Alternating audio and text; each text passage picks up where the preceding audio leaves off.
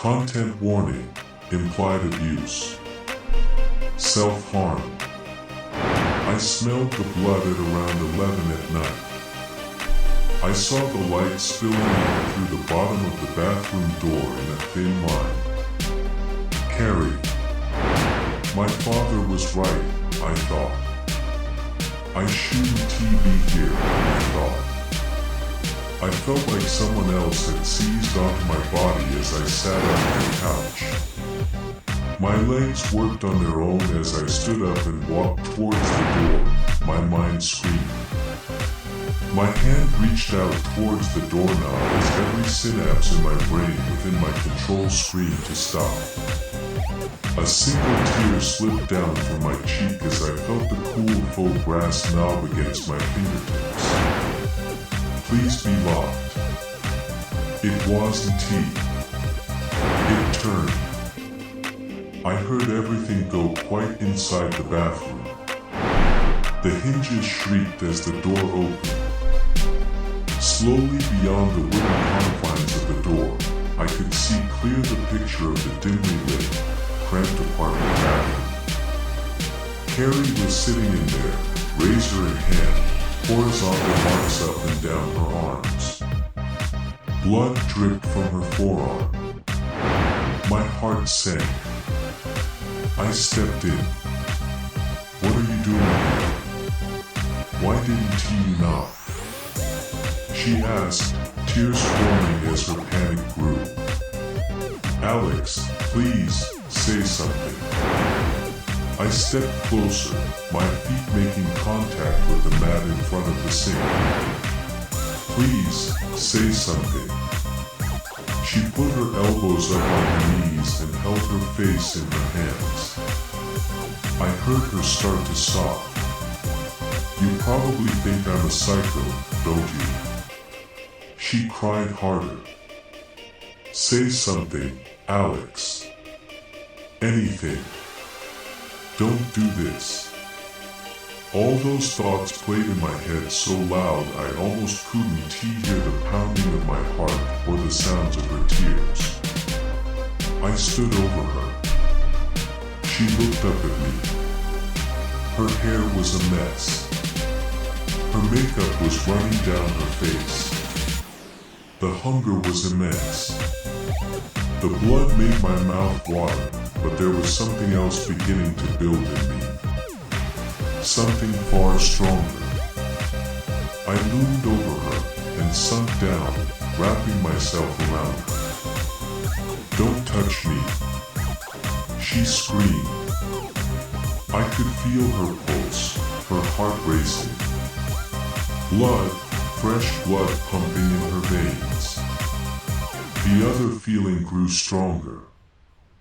I'm sorry, I said. I'm sorry.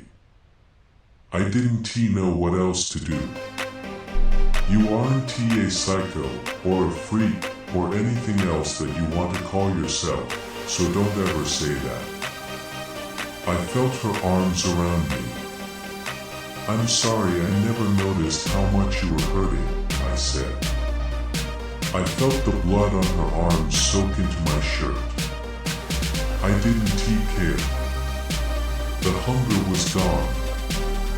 I held her for a while, letting her cry in my arms. Eventually she wiped her tears as we moved to the living room couch.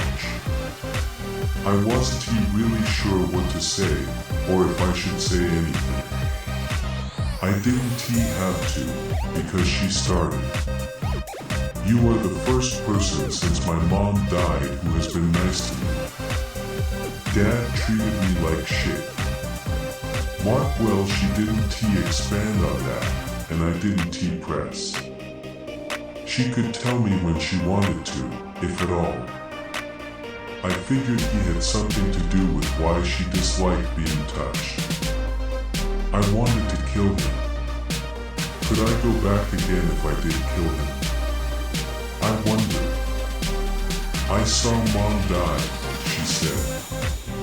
I never told anyone. They wouldn't believe me, I'm sure. I think that messed me up more than anything either of them did. I leaned in and listened close. I'm sorry. Did you want to talk about it? I don't know if you believe me. Her voice was a little shaky. I think my capacity for doubt has long been non-existent at this point, I said, which I could not qualify with the fact that I was a vampire about to hunt down another vampire who participated in the 100 Years' War in the 15th century. There wasn't much anyone could tell me that would be too fantastical to believe. I was looking out the window during first period. The sun still hadn't reached up over the buildings, so shadows were falling between the counselor's office building and the main building. I forgot my lunch in the car. I could see Mom walking down the sidewalk with my lunchbox in her hand. I saw someone come out from the shadow of the corner of the building. He was wearing a hoodie. His hands were in his pockets. He jumped on her and she started to hyperventilate. It's okay, you don't have to finish. No, I need someone to hear this. He bit her, Alex. He fucking bit her. She started crying. I was hesitant to ask her what the man looked like, but did anyway. Under the shade of the school. His hood had fallen, so she got a good look at him. I had expected Renault, but the details of his hair, of his stubble, of his eyes. It was my dad. I stared at her for a moment. You don't believe me, do you? She said, tears forming once more. I believe you. I said to her, I've got a story of my own that I don't know if you'll believe. So, I told her. I told her everything. She sat there, listening. I could see her face shift from horror, to sorrow, to sympathy. I told her who I thought killed her mother.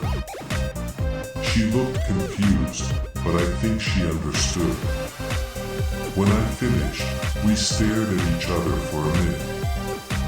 I understand if you aren't comfortable having me around, I said, diverting my gaze to the floor.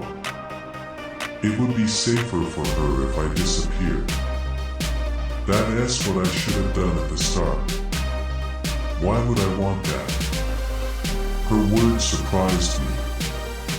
You aren't your father, and I'm not mine.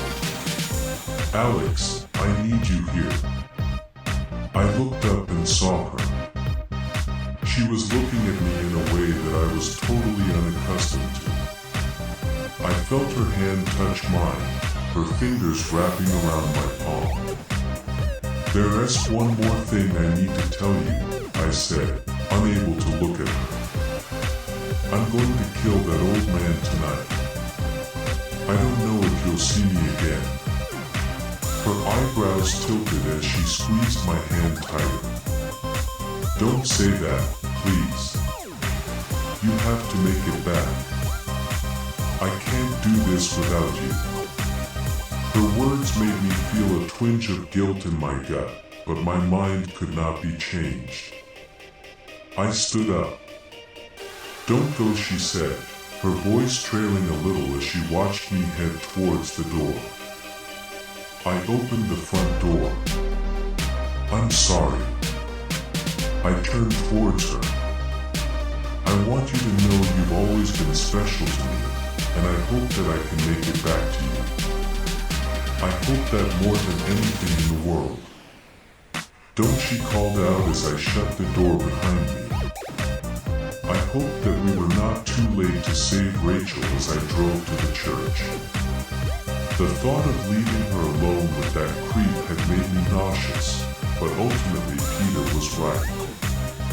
The old man had been waiting for over 600 years for this, and that was 600 years of experience in killing that neither I nor Peter had. I pulled into the church parking lot. Peter was beside his silver Honda, an extra flashlight in hand. What even are those? I asked, having felt their wrath enough without ever knowing why. Antibacterial UV light, Peter said, wiping the lens of the flashlight as he looked up at me, not turning his head. They emit a wavelength of UV entirely blocked by the atmosphere. They hit way harder than the old standard UV lights we used to use too. The one good thing to come out of COVID was these becoming way more common. I think you're the first vampire I've used it on. Lucky you. I had to disagree with his measure for what constituted as luck. He handed me a UV light and a crossbow. He then handed me a quiver, which I put on my back. He shifted it to my hip.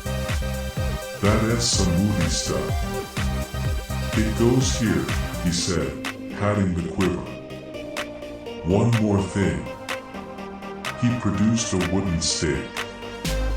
The tip was incredibly sharp, hardened by fire. It should do the trick. He smiled at me. I wish we had met under different circumstances, Alex. I would have loved to have shown you the ropes. Yeah, I said, between agreement and disagreement. The man had tried to kill me, many times at that, but I had trouble faulting him for it. I had been a danger, whether I wanted to admit it or not. I wouldn't kill him, no matter what happened. I made that determination then and there. I live on animal blood. The only one I'd kill would be that old bastard Renault. He had me enter his car, which would be something I would never consider in any other circumstance. I imagined it was to keep my options limited after all this was over.